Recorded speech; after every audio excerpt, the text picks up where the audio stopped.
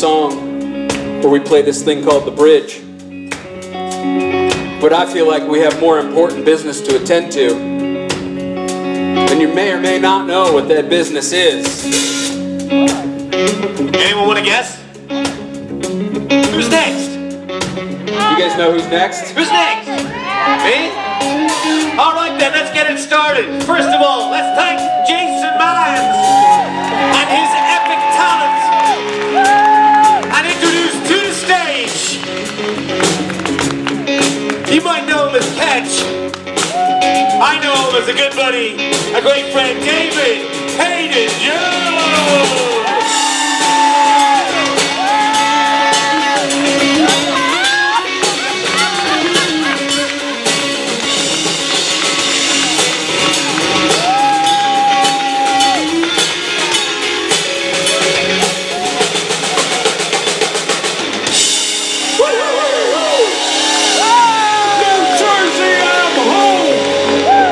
Thank you. Ladies, we just want to give a big shout out to our band. Like loud and swaying, guys. Although Rob Benedict isn't here, Billy, Norton, and Mike, they have a new album out called Foolish, available in one of those rooms out there. But we're so privileged to have those guys here every con. It's such a blessing. And anyone that has never been to a con before, and this is your first con, they're not all like this. No. Who's a virgin? Okay, welcome. Yeah. You're not alone. Yeah, I've heard there's a lot of first-timers here again. Give yourselves a round of applause. Yeah. That's amazing. Have you plugged your ears? Have you earmuffs for this child? We're going to keep it very clean today. Fuck that. All right. They've signed waivers. My name is David Haydn-Jones, and I play Gianni Ketch on Supernatural New Jersey. Papadopoulos.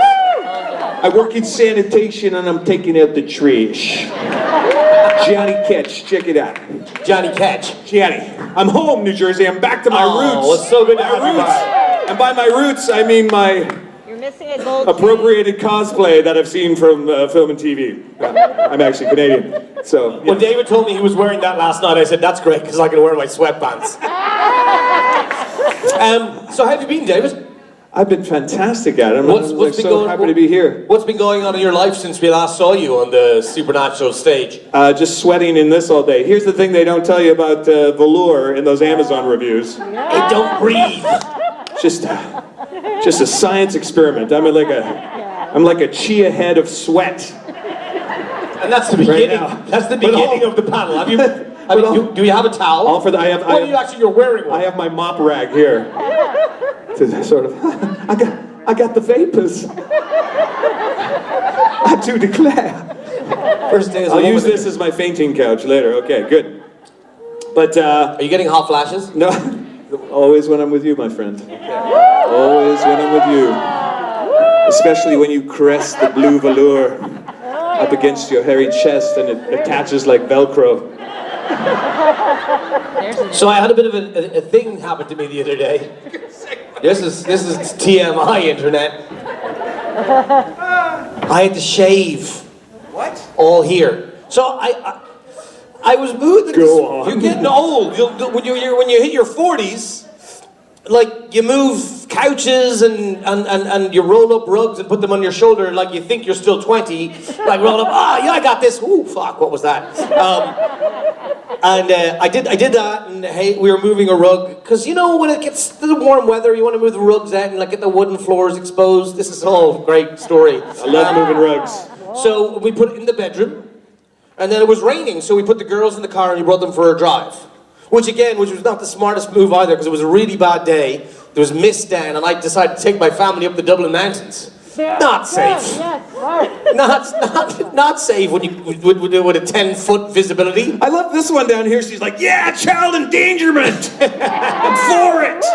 But anyway, we were in the car for 2 hours, and I was driving really slowly. And I got out of the car, and probably because I had my foot on the accelerator only a little bit for the whole journey. When I got out, I was like, oh fuck, I can't walk. So I went to the doctor. The doctor said I had a hernia. I don't have a hernia, thank God. But in preparation, you know that KT tape?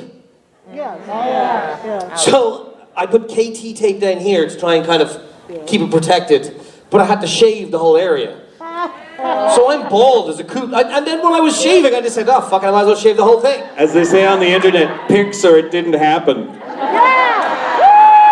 But I was thinking of this because you mentioned my hairy chest. I do have a hairy chest, but my wife was in the room when I was doing the shaving and I decided to shave. But let me tell you about other parts of my body. Shave an H into my chest. I can't show you, it's too perverse. Yeah, don't. Wow, he did it. You're like, it's like the scene from the 40-year-old version where he's getting his chest waxed. Have you ever gotten a chest wax? I have, unfortunately. I did for a movie once, and it's the sorest thing that I've ever had. But the sorest thing about it was the fact that the person who was waxing my chest didn't tell me that I have to exfoliate for the next few days afterwards, or you're going to get something that's called ingrown hairs in your chest. Yeah. So on the day we were going to shoot the big naked scene, I had to get 7 ingrown hairs removed from my chest. By the makeup artist, it was like slice removed. It was fucking sore. Yeah. How was the panel today? Oh, they talked about their rashes. Let me tell you about the time I had some eczema. I'll tell you what, I needed a good salve. And you want to come up to the autograph table, I'll give you some salve recommendations. Oat milk bath. Oat milk bath. Or an oat bath. For like, cause my baby, one of my kids has eczema. Just sit in oats? No, so what you do is you fill a sock full of oats. A sock. A sock full of oats, and you let it soak. Okay. Or do you let it soak? Not my department. And then you run water through it into the bath, and then that kind of makes it oat milk. Am I talking shit here? I am. Okay. Yeah, you are. Keep going. On the next episode of Home Remedies with David Adam, we don't come here for the intelligent speak. How to make your own oat milk. Well, we got lines, so let's do questions. We have lines? We always do. We go this side first. Let's go this side first. Hi there. What's your name and where do you come from? Hey guys, I'm Amanda, and I live in Rockaway, New Jersey. So like, thank you for having us. Yeah. Actually, I got to see you guys in Vegas and fangirl with you guys over Chris Maloney. Oh yes, well, yeah. That was a lot of fun. So I decided I had to think of an even better question this time. Okay. No pressure. So this time, I want to know if you guys could either star or direct in an episode of the following shows. Which would you pick? Between This Is Us, Stranger Things, or Blacklist? This Is Us. Stranger Things. Yeah. Because I knew you would go for the crowd pleaser. No, because I started my career in the 80s. I'm a kid in the 80s. And anyone who saw one of my other panels where I was raving about my epic Memorex mixtapes I'd make for my beloved ladies. Ooh, the dual cassette deck with the... Is that the one that didn't do what you wanted her to do? No, that was a different one. That was the Twilight one. That's traumatic. But Stranger Things, because by the way, when I let this just happen, when my Hayden Fro does its thing out of the shower, it is so Hasselhoff adjacent. It is so like if the Caucasian man, curly haired 70s, 80s, just delicious, curly, beachy look with the mustache comes back, this guy. And then I'll be like, wear some like tight white shorts and like a pink shirt, like a pink polo, no, or even better, like a Maui and Sons shirt. Yeah. Although Maui and Sons is coming back, right? No, I think right. No. Everything old is new. Look at the state of the two of us. How would we know? Let me tell you about some fashion choices I've made along the way. So food with Adam and David and fashion with Adam and David. We're on a good run here. The reason I say no, I didn't say Stranger Things. The reason I said This Is Us, because I think that's the best pilot I've ever seen. I think it's just perfect. So well acted. What's his name? I can't remember his name. Milo. That guy. He's phenomenal. I just love watching him act, and I think Mandy Moore is fantastic. And that would be my dream as because I'd love to direct something, and my dream as a director would be direct really good actors going at it in a scene. And it's such an actor's show too. Yeah. It's such an acting show. I didn't get past the second season of it, oddly enough, though, because I just thought I don't know. I just lost a bit of steam. It's hard for us to watch everything too, because we got to get a taste of everything, and we got to move on because we're making our own thing. I cried a lot during This Is Us. Yeah. I fucking bawled my eyes out. Jesus. Yeah. Join the club. I realized who I would be too. I would be Ken, who works at the tennis shop in the mall. In the white shorts. You're like Ken Marino. But I would be from another dimension, and they would have to come to me for riddles. To solve the upside down? Am I close? Okay. Do you watch Stranger Things? I did watch the first 2 seasons, yeah. I loved the first season. I loved all the 80s retro kitsch that they threw in there too. So. That's what I loved about Guardians of the Galaxy as well. That's why that's my favorite Marvel franchise at the moment, is because of, like, that was just, he's brilliant for starters. Parks and Recreation, what a fucking great show as well that is. I'm so sorry, I just have really bad language, man. But is that okay? It always sounds better coming out of an Irish accent though, right? Doesn't it? There are some words I'm going to avoid today just because you're in the front row. How old are you? 15. You're 15! Oh, you're right. Man, Jesus Christ. You're basically an adult. And we're in Jersey. Hello. I hope that answers your question. Hi. What's your name? My name is Whitney. Whitney, how are you? I'm awesome. How are you doing? Very good, thank you. Okay. I have a question for Adam, and I'm sorry. Perfect. I'm gonna sit this one out and mop my brow. He shot me in the fucking head. There's no apology necessary. I love how he goes from concern about the 15-year-old is like just working blue for the rest of the day. Hey, I'm working blue. Okay. Did Mick ever find out if there are any circumstances under which Castiel sweats?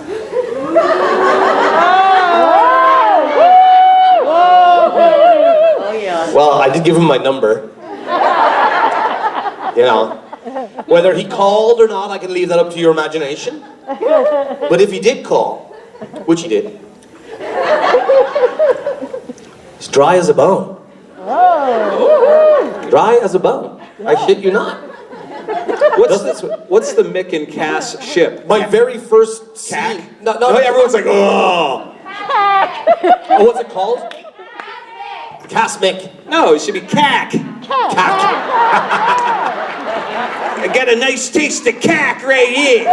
A little bit of Cass, a little bit of ick. It's cack. Write it, you writers of AO3. Put it together. Okay, I think anyone that had an affair with Castiel was winning, right? Hashtag winning. Cause you are the wind beneath my wings. I didn't know. Oh, it's what the people are like, no! Not our angel. You're stepping into territory here we will not abide. Hello. I'll jump in with 2 feet. Yeah, you will. I don't think I can follow that. Of course you can. So, Mick gets killed off in the show kind of right as he's becoming a decent human being. In your eyes. Yeah, well, maybe. Well, that was my question. What do you think would have happened if he didn't get killed off, or what would you have liked to see? Look, I'm sorry for repeating myself for people that have been here before, but I have always felt as an actor, you want to work. So you want to be in as much as you possibly can. And then we happened upon this show that's just, there aren't enough words or plaudits I can give it. My experience on the show and everything got to do with that. And I loved working with David, I loved working with everybody on the show. So I wanted to be in many more seasons. But as you said, like, you know, he died right when you were starting to like him. And that's perfection in writing. It's really great writing. When you start someone off at the beginning of an arc and you're like, oh, who is this guy? Oh, I'm not sure about him. Oh, wow, he's a dick. I hate him. Oh, he's not so bad. Oh, actually, he's kind of, yeah, he's nice. Oh, he's nice. He's good. And he likes the Winchesters. Oh, fuck, he's dead. So in terms of my arc, it was a great arc, and I love coming back here. I only did 6 episodes of the show, and I'm here a lot. So it's a testament to the writers, the character that the writers wrote. But to answer your question, I would have liked to have seen him being like a more of a kind of a third wheel in the Winchester relationship, maybe more of the academic side of things and helping out and furthering their philosophy of what hunting was. I would also have liked to have a reconciliation stroke revenge on Ketch. Yeah. I think it would start like the storyline would start out something like Mick is like he's got like a Rocky moment where he's like lifting weights. He's like shooting arrows at a target or something. You got a typewriter strapped to your back, you're riding up the hill. No, the beginning of it would be me like beating up my typewriter. You damn typewriter! Bringing me down to academia. And then I'd go to kill Ketch. And, I wouldn't be able to do it. It's interesting because you're the classic martyr arc, right? How many martyrs do you think over 15 seasons Supernatural has had? That nice sort of fall in love, redemption almost, and then die. Wow. Off the top of your head. A lot? 10? It's a classic trope. It is. It's so great.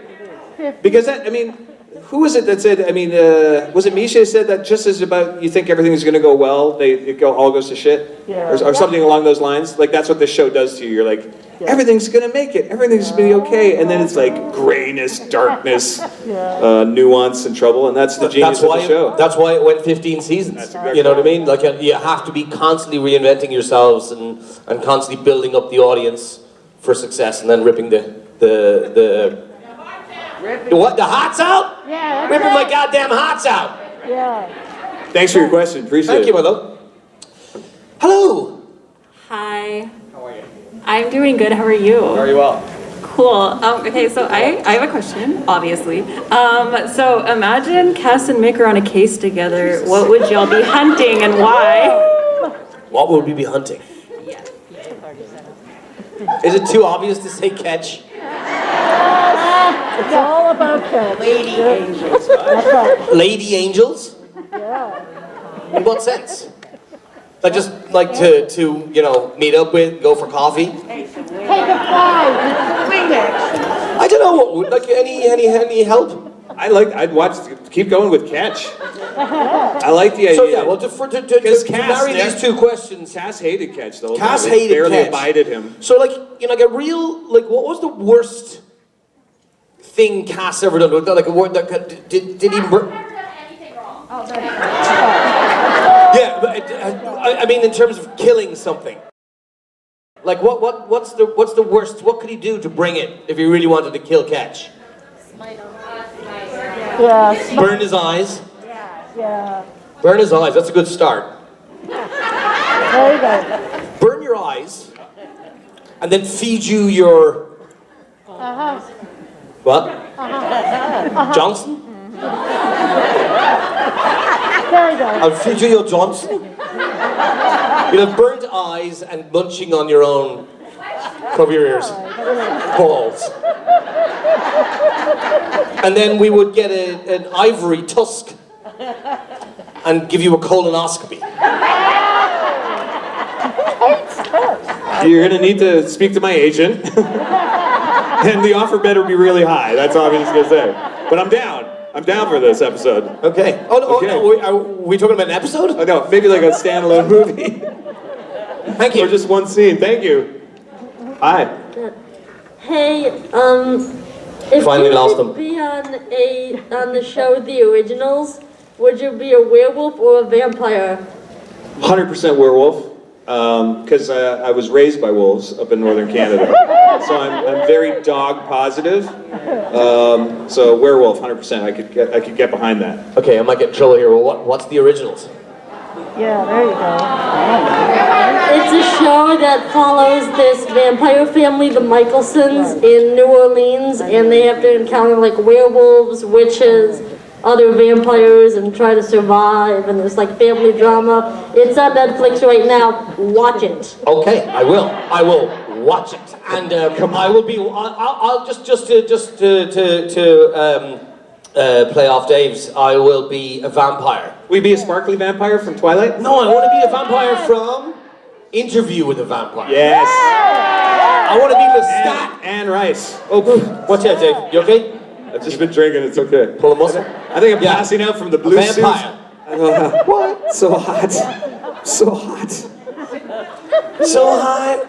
Can you do the what's that song?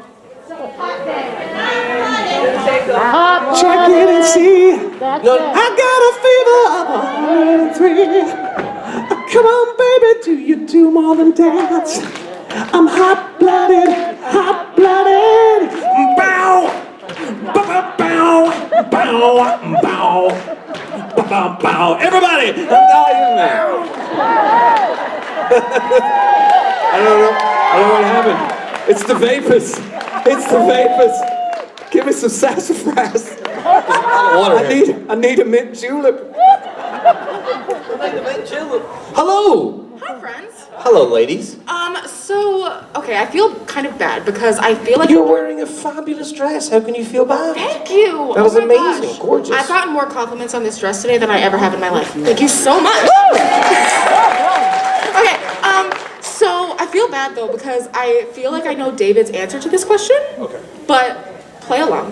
What is something from this show that will haunt you until the day that you die? I think I know what you think you know about my haunting Mick Haunterton. But Adam first. The girl that I had to kill in the hospital bed. That was true. Because like Mick was he's quite a sensitive chap.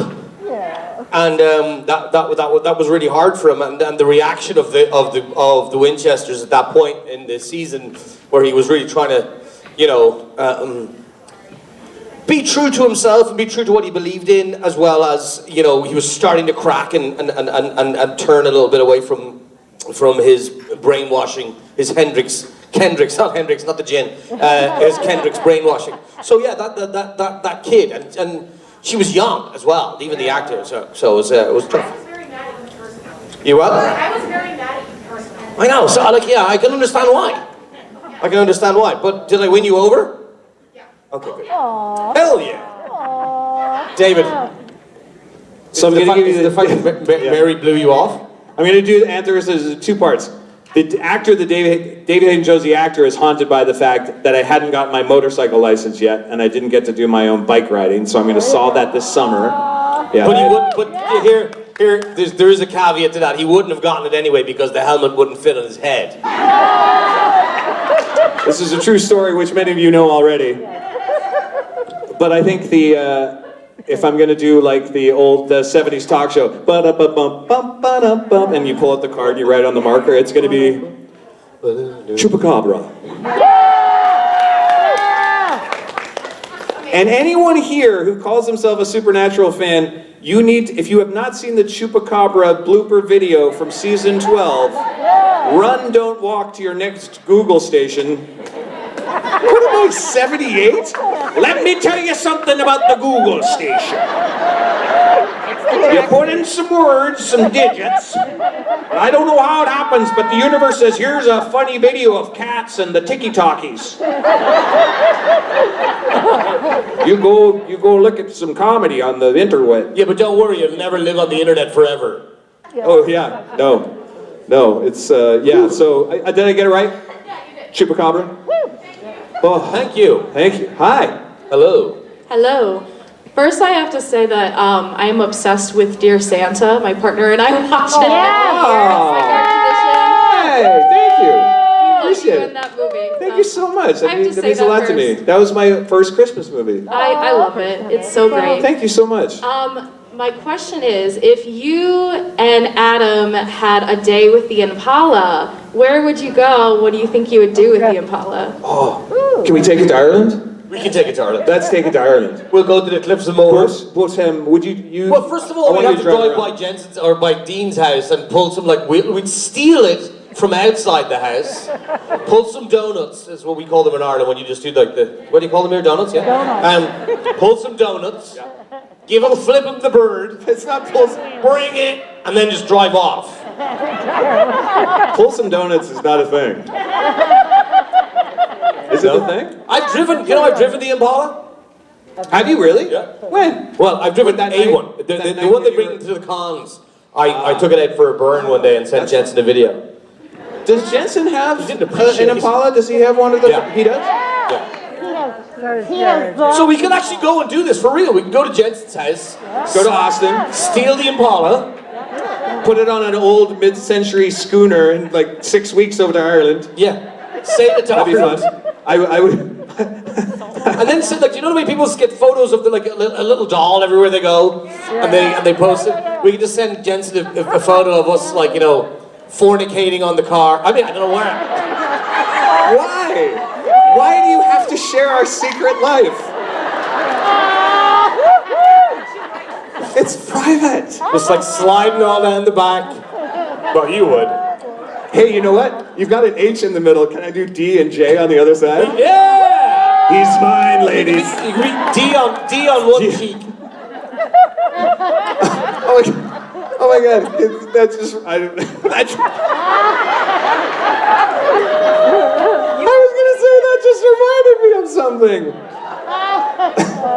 Oh, the brain is a mysterious organ, isn't it? Talk about other mysterious organs. Hey, listen. What? So Adam and I, we're both girl dads, and we're just loving being dads together, and we're telling stories. But this is a cute story because my daughter, I don't know where she got this, and I swear to God, I Googled it. I asked her if she had seen it from a movie, and she doesn't lie. She's really honest. But she said she just about made it up once. She's like, Daddy, did you ever get a wedgie in your chocolate holder?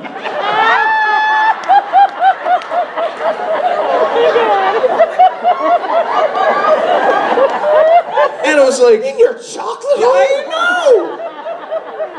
And I think because 2 weeks later she had, it happens to all our kids at some point, doesn't it? The schoolyard, little rhymes. Yeah. But she had delved into the world of milk lemonade. What's that? Milk, lemonade, round the corner, chocolate's made. Fudge. Or, and she said, and then she comes up, she goes, hey Dad, I have a cool version. Because she had just learned about cover songs. I told her what a cover song was. She's like, I have a cover of milk, lemonade. And she's like, milk, lemonade, round the back, Nutella's made. I'm like, you're 6! That's relatively tame from the schoolyard ones that I grew up with. Well, you're Bang Bang Rosie? No. Well, there's 15-year-olds in the front row. No, but it's actually, no, it's not appropriate. They're like, no! But like, please feel free. I Googled it. I swear I tried to find it from any media because I was like, oh, she heard that from someone. I couldn't find it anywhere. Bang Bang Rosie, Rosie bangs all day. Who's gonna bang for Rosie when Rosie goes away? Rosie had a dog. His name was Diamond Dick. She often saw his diamond, but never saw his bang bang. And it goes like that. So it's like. And there was many other verses that are long. That was the most clean verse I could think of. Hey kids, if you like chocolate holder, you'll love a bestiality song.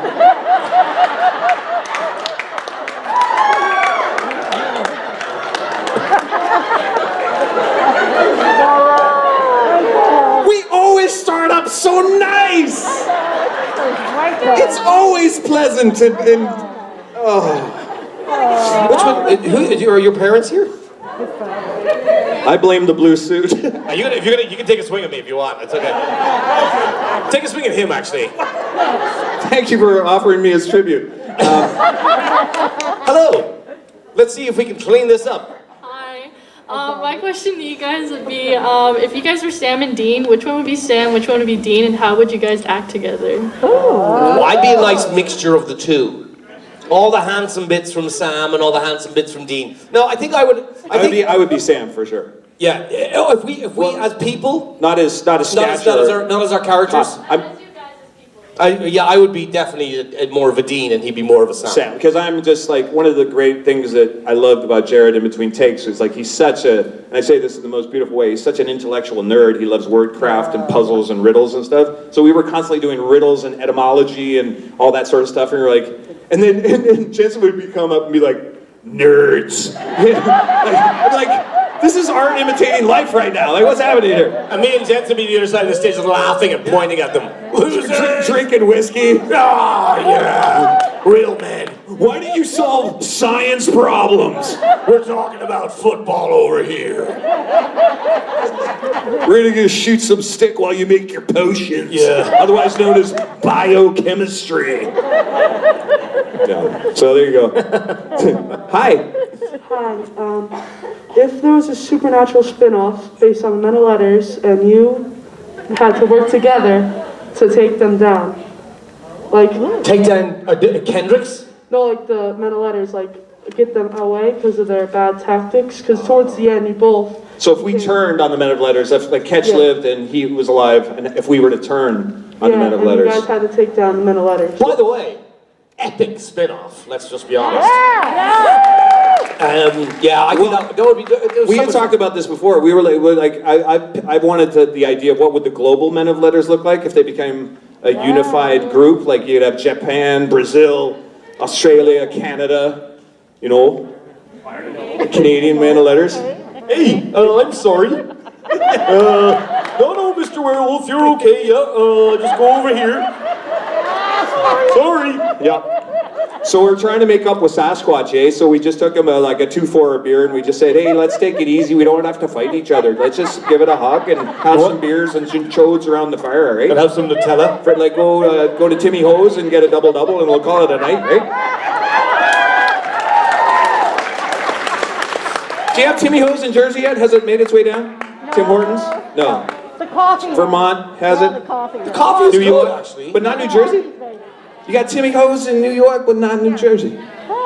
New York. New York.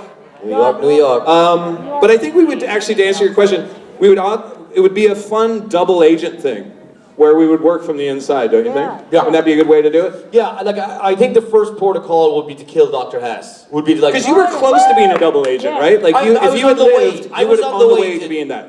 Yeah. I think that would have been, to answer the question even better than someone asked, well, what would happen to Mick? I think that's exactly. He would have tried to because he would have felt bad for all his brethren, and even people like yourself, and Lady Bevel, and everyone else that came through the horrible institution that was Kendrick's. And I suppose that's what he would do. He would try and get back in there. He would execute Dr. Hess in the most insane way possible. Do you think you could deprogram Ketch like Ketch tried to program Mary? Do you think there's a way out of the brainwashing? Well, I think by the end of by the end of the show, although you didn't have a heart, you kind of had a heart. You know what I mean? Well, I had a heart and then I didn't have a heart. Yeah, you had a heart, then you didn't have a heart. Yeah, but like I think you know what did you say that one of your last lines about the friends? Yeah, I love that. My favorite little line that sort of got me a little bit in my feels on the day. Yes, was that's all, feels. with all the backstory was when he gets out of the hospital bed and he goes, I have to see my friends. And I think that's the first time that he's ever known what friendship is. And that Ketch.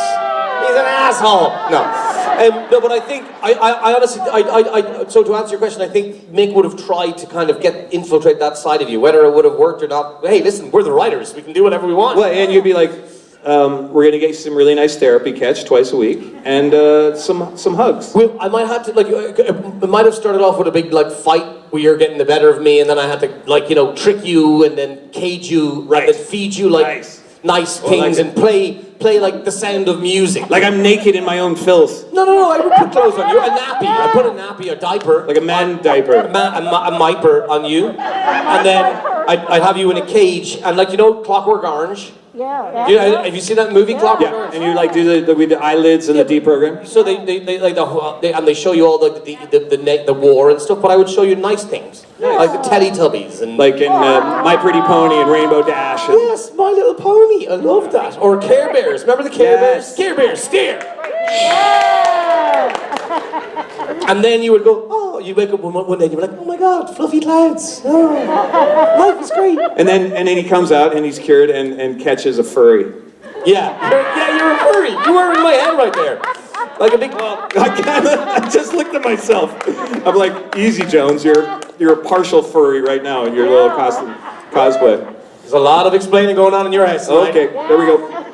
Lisa, how are you, my love? Is it this side? No, it's this side. Yeah, this side. Lisa, how are you, love? Okay. Question for each of you. David, when Asmodeus and Ketch had their fight, did you get in the harness so you could be thrown around, or was that your double? And so Yes, the only two things I didn't get to do in all of my fights, and I was really happy to be able to do most of them, they would not let me go through a table. That was the harness.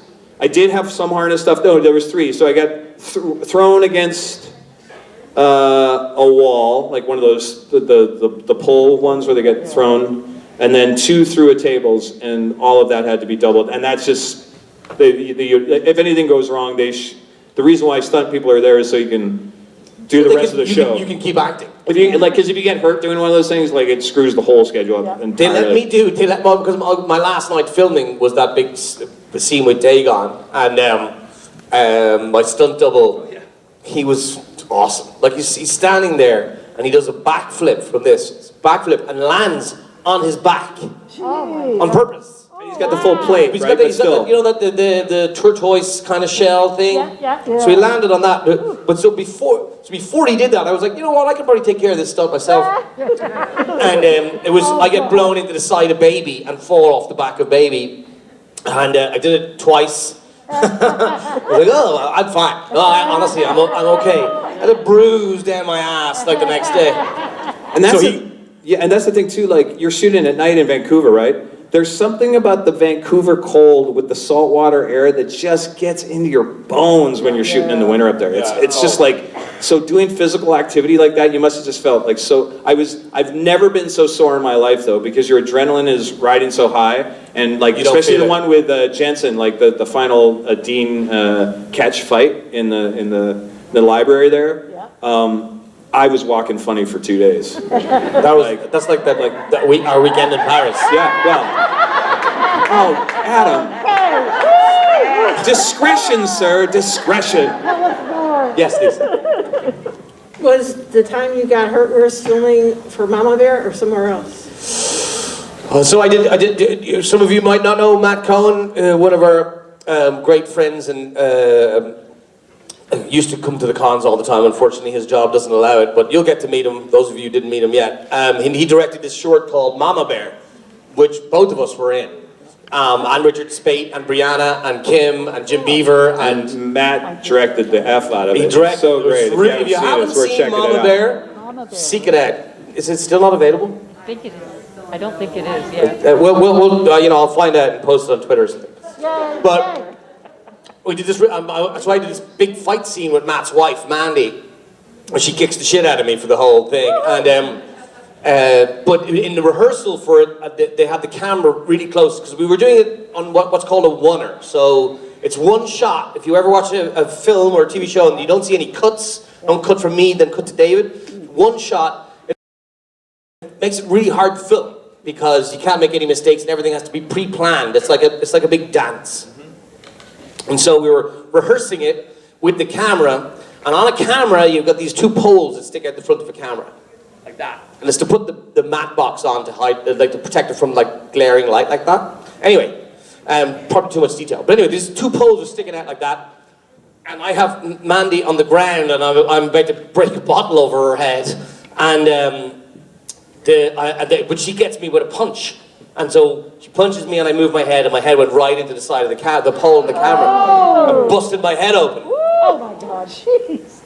Now when you're filming a big blockbuster movie, you have got endless time and endless amounts of money. You don't, but you have a lot more than when you're filming a low budget short with all your buddies. And so I look up and I see Matt's face, and he's like, oh fuck.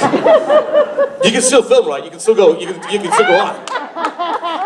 And luckily in that scene I did get the shit kicked out of me quite considerably, so it worked. So they covered it up for the beginning, and then as we were doing the scene, it kind of opened up and it had real blood going down my face as well as the fake blood. So it really did work. So Lisa, yes, wherever you were. That was possibly the sorest I have ever been on. Because your adrenaline takes over too, so you're doing all this physical thing and you're throwing yourself into things. So it's like, it's as close to a real fight without the actual battle damage, and you got the real battle damage. So your adrenaline's here, and then it's when the adrenaline drops, like your whole system is out of whack for a couple days, as well as not feeling all the exertion you actually did. By the way, you killed it in that, man. Thanks, you man. killed it. It's so good.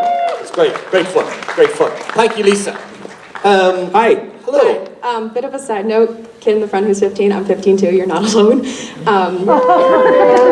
Sorry. You're good. My dad has a worse mouth than both of you combined. Is he here?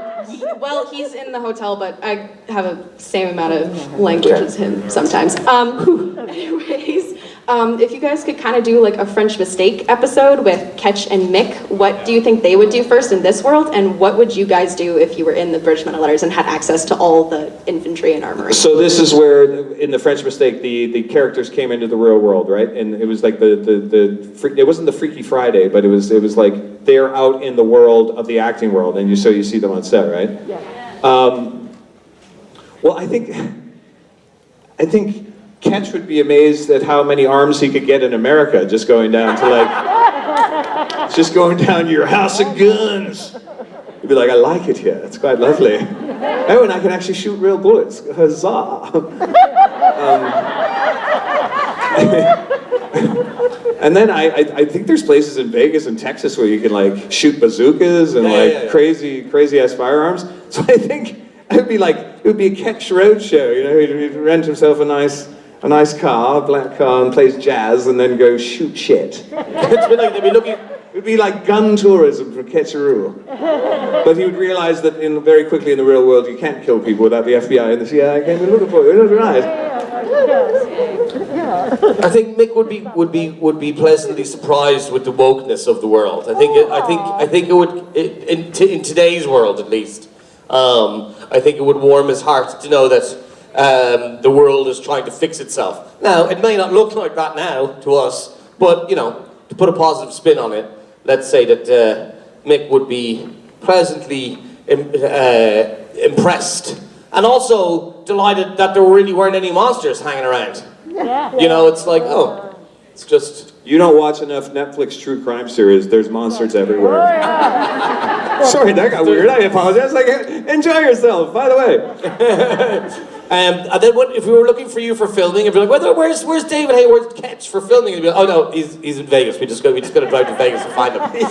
He's driving a tank right now. Driving a tank outside of Vegas. Yeah. And then we'd have to meet each other, right? Is that happened in the French mistake? That they was it the French mistake where the actors met the characters? Or did they never meet up? They're always like... They write. Yeah, And Misha's doing a parody of himself as Misha Collins as the celebrity. Yeah, that's great. It's a great episode. One of my favorites. Yeah, it's a great question, but it's like it's just like if I met Ketch, I would be terrified. yeah. And then I'd be like, there's this guy on my Christmas movie that's murdering the whole crew. Maybe like this weird Christian. Your Hallmark career would be in the toilet. Caper, that's what I mean. They were like, this Christmas movie's going horribly. What is happening? There's so much murder. And I'd be like, this week on Hallmark's Mysteries of Movies, or whatever it is. Rudolph the Red-Nosed Reindeer. Oh, don't start with that. Thank you, great question. Really got the gears going. Thank you. Hi. Hello. Hi, this question's for David. Hi. What's about time he got one? I'm sorry, I love you, Adam, but this one's for David. So a couple years ago, you did State Farm commercials as a sport agent. Yes. How would you imagine Ketch as a sports agent? Well, it was interesting because... he's no Jerry Maguire, that's for sure. Well, it was so interesting because the look was so similar. Like, it was kind of nice because Ketch, I don't know if you football fans here or watch a lot of football like 2 years before the pandemic. Come on, do you not know the Supernatural fandom? But yeah, I did this character named Gabe Gabriel, who's basically like the sad, vulnerable, but very enthusiastic version of Ari from Entourage. And he was this kind of douchebag sports agent, but he's like, he just really wanted to be liked by Aaron Rodgers and Patrick Mahomes, so he's like trying to be the super agent. But if Ketch was in that role, it would just be a lot of silence. It would just be a lot of, hello, Aaron. How are you? Oh, you're choosing your State Farm agent over me. He shall die. I think you probably would have killed Aaron Rodgers. And people were like, and State Farm would be like, why is our market share plummeting right now? Okay, quickly, we have one more. Mine's really funny. In the event that Ketch and Mary were on a date and Mick was third wheeling, what would happen? Mick would be getting laid that night.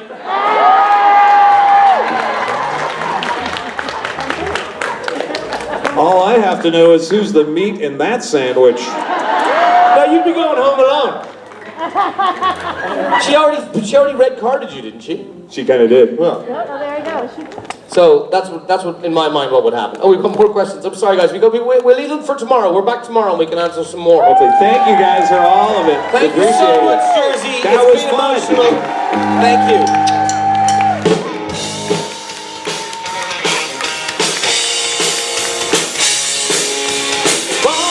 What's